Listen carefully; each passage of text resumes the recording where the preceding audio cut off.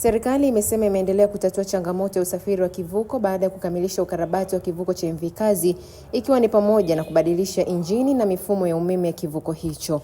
Akizungumza na waandishi wa habari jijini Dar es Salaam kuhusu hatua hiyo, kaimu mtendaji mkuu wakala wa ufundi na umeme Tanzania TEMESA Moses Mabamba amesema ukarabati wa kivuko hicho umechukua siku 4 na kugharimu jumla ya shilingi milioni 30.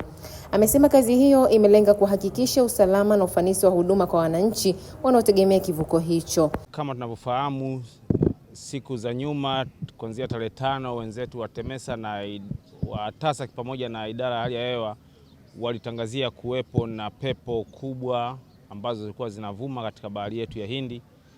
Hii ilisababisha TEMESA kusimamisha kivuko chetu.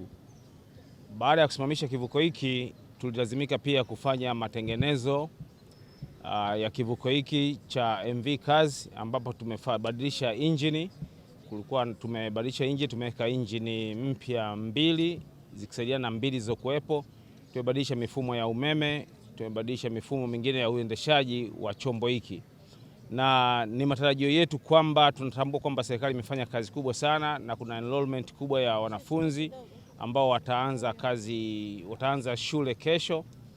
Kwa hiyo tumezungumza na wenzetu wa Azam ambao tumewaomba watusaidie kuvusha wanafunzi wakati sisi tunafanya sea trial ya kivuko chetu.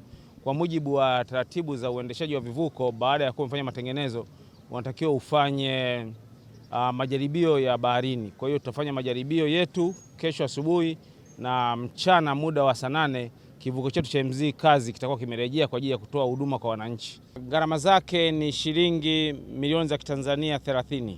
Aidha, amebainisha kwamba kwa sasa kivuko cha MV Kazi kina uwezo wa kubeba abiria 200 kwa safari moja, hatua ambayo inalenga kupunguza msongamano na kurejesha hali ya kawaida ya usafiri katika eneo hilo. Kivuko cha MV Kazi kina uwezo wa kubeba abiria 200 na magari 20.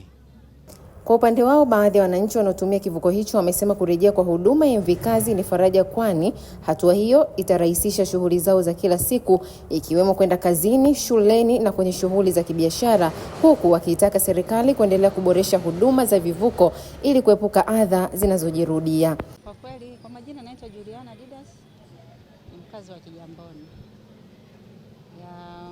Wakati kimesimama kimekuwa ni usumbufu mkubwa, kwa sababu sio wote ambao walikuwa na mudu kuvuka kwa hizo za shilingi 500. Kuna mtu ambaye unakuta ameshajiwekea kwamba bajeti yake ni hizo 200, anajua kwamba kila siku lazima avuke, na ameshajiwekea kwamba ni 200 asubuhi na 200 atakapokuwa anarudi. Kwa hiyo kiliposimama kiliathiri kwa kiasi fulani bajeti za wengine, na kwa kuwa kimerejea inaona itatusaidia hata kwa upande wa wanafunzi, sababu wanafunzi wengi ndio unakuta walikuwa wananemeka nacho hicho. Ushauri wangu ni kwamba kivuko kama hichi hapa hivi ni kimoja, kwa hiyo mimi naona hakitoshi. Yaani wangefanya kuongeza vivyo hata viwili, yaani vivyo vinapishana kwamba cha huku na cha huku, kwa sababu kimoja unakuta muda mwingine kinachukua muda mrefu kule hivi. Watu wanakaa karibia nusu saa hapa hivi, na magari kuvuka inachukua muda. Kwa hiyo asilimia kubwa watu sisi tuna kipato kidogo, kwa hiyo unakuta nauli hasa kwenye hivi vivuko vidogo 500 zinatukosti sana.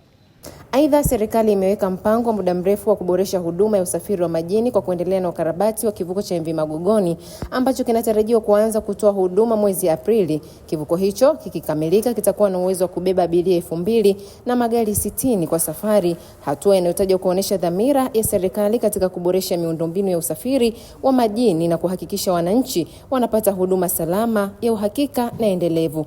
Kwa niaba ya Samuel Swai, mimi ni Shunona Haji, endelea kufuatilia Daily News Digital.